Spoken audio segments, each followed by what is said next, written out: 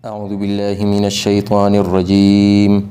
بسم الله الرحمن الرحيم.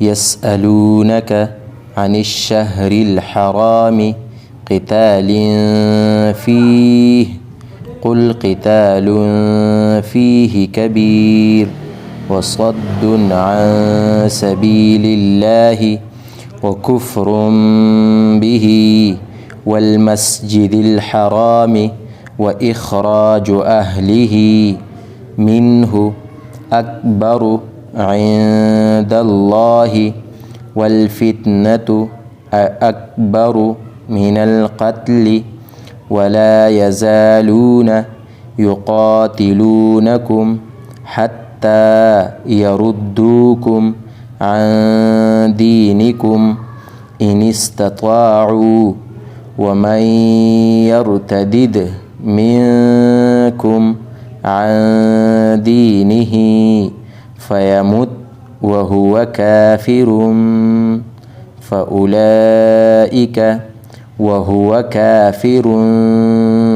فأولئك حبطت أعمالهم في الدنيا والآخرة وأولئك أصحاب النار هم فيها خالدون.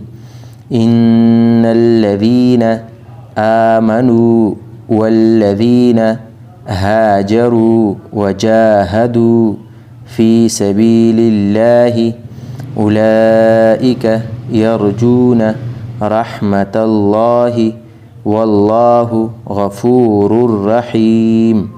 يسألونك عن الخمر والميسر قل فيهما إثم كبير ومنافع للناس وإثمهما أكبر من نفعهما ويسألونك ماذا ينفقون قل العفو كذلك يبين الله لكم الآيات لعلكم تتفكرون في الدنيا والآخرة.